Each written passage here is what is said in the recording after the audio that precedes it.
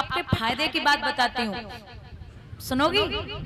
हाँ, फायदे की बात यह है कि पति चाहे कितने भी गुस्से में हो, पति चाहे कितने भी गुस्से में हो, औरत सज धज करके एक बार मुस्कुरा दे, सब गुस्सा शांत। बोली गोविंद भगवान की।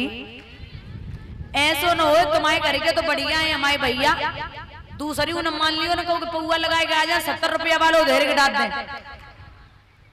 हाँ, देख के थोड़ा सा देखने हार के करना भाई। तो इधर 16 वर्ष के बाद सुखदेव जी गर्भ से बाहर आए।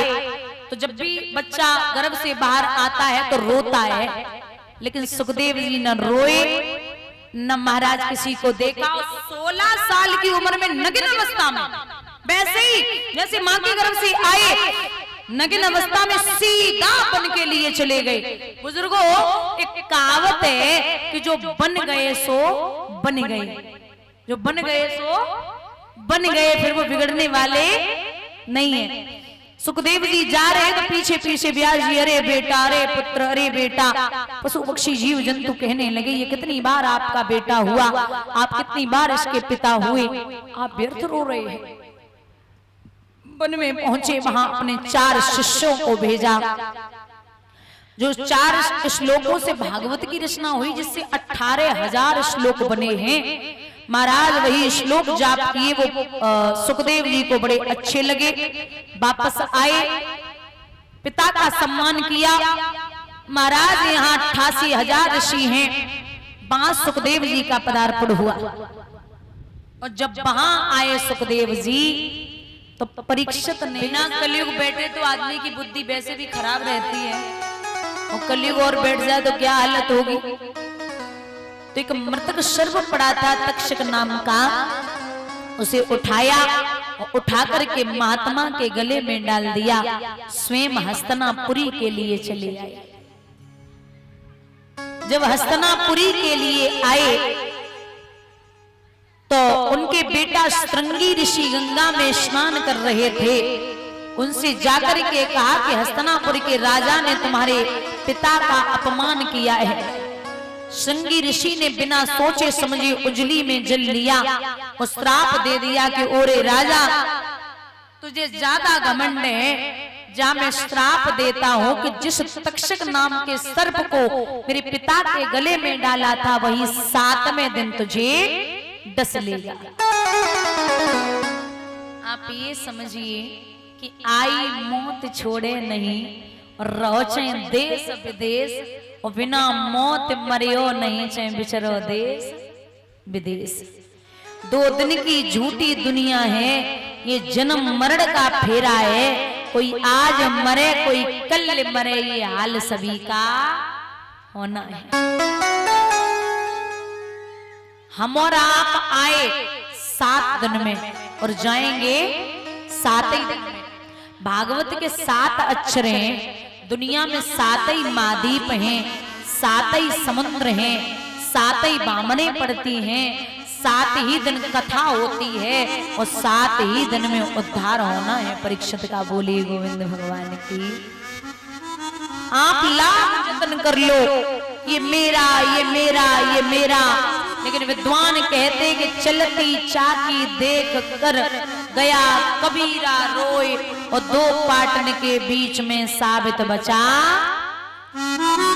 लेकिन जो चाकी होती है ना, चाकी में एक मानी होती है नहीं, चाकी मानी होती है। आप बेजर या गेहूं डालोगे तो जो मानी में फंस जाता वो पिसता नहीं है, वो बच जाता है। तो ऐसे ही भगवान कहते जने मानी वो तो बच गो, और नाए मानी वो पिस गो। क्योंकि एक जेलर था, उस जेलर ने 2 घंटे के लिए जेल की खिड़की खोली, और खिड़की खोलने के बाद ने कहा कि मैं सबसे ऐलान करता हूं कि जो 2 घंटे में इस खिड़की से बाहर होगा वो हमेशा के लिए रिहा हो जाएगा कैदी। तो खिड़की खोली गई, एक कैदी निकला, पीछे वाले ने खींच लिया, बोले कहां जा रहा है, हमें निकलने दे। दूसरा निकला, तीसरे ने खींच लिया, तीसरा जा रहा, चौथे ने खींच लिया। 2 घंटे के बाद खिड़की बंद हुई। जेलर साहब ने आवाज लगाई, कोई निकला? अंदर से आवाज आई, महाराज ये को नहीं करो। क्यों? क्योंकि उन्हें अपनी अपनी पड़ी है। ऐसे ही ये जीवन है, यहाँ लोगों को अपनी अपनी पड़ी है। आप बताइए, जब हम आए थे तो कितने पैर थे? दो पैर होते पक्षी के। आकाश मोड़ो, चांद जा रहा हो, चांद जैसे घूमो। जब शादी हो गई तो कितने हो गए? चार पैर होते पशु के। शादी होते ही होते खूंटा से बन गए। अब तो बच्चा हो गए, कितने हो गए? 8 पैर होते मकड़ी के। जिंदगी पर जरा बनाते रहो, फिर बस जरा से निकले वाले ना। बोलिए गोविंद भगवान की। लिखते विद्वान भैया, जन्म सब धोखे में बीत गयो, जन्म सब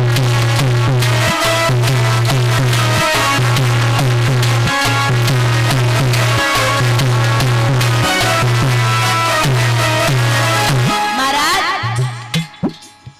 1-2 बरस खेलन में बीते, 20 पे जवान भयो।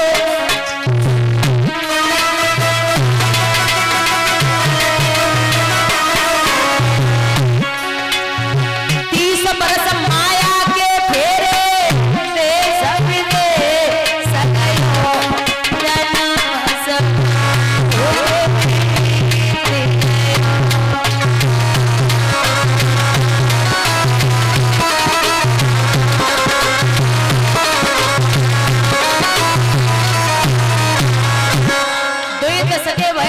खेले खाए, स्कूल गए, 20-30 साल पढ़े लिखे, कमाओ, बाहर गए। फिर जब लौट के आए तो शादी है गई। 30 बरस 40 के अंदर तेरे में आ गयो।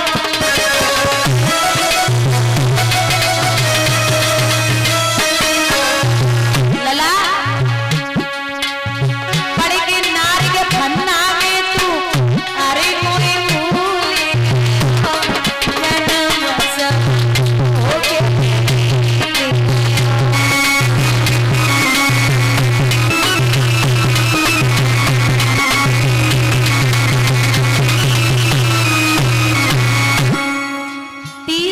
40 के अंदर तेरो विवाह भयो, और पढ़ के नारे के फन्ना में तू अरे को। शादी जब होके आती तो पत्नी बड़ी प्यारी लगती है। लड़का बच्चा है गए घर में, पिताजी को बड़ो सम्मान कियो, पिताजी ने बच्चन के लिए कमायो, खूब जिंदगी भरी कमायो। अब महाराज 50 और 60 बरस पे सोचे घाट पर,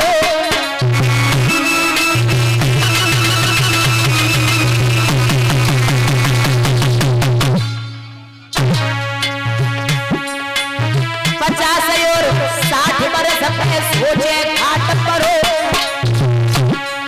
दादा बुढ़ापो जब आवे ना तो बुढ़ापे पे हड्डियां काम नहीं करती। ज्यादा खा ले तो दिक्कत, कम खाओ तो दिक्कत, करवट लई न जाए, और रात भर खांसत ही रहे, नींद ही ना, बड़ी परेशानी बुढ़ापे पे। 50 और 60 बरस में सोचे घाट पर,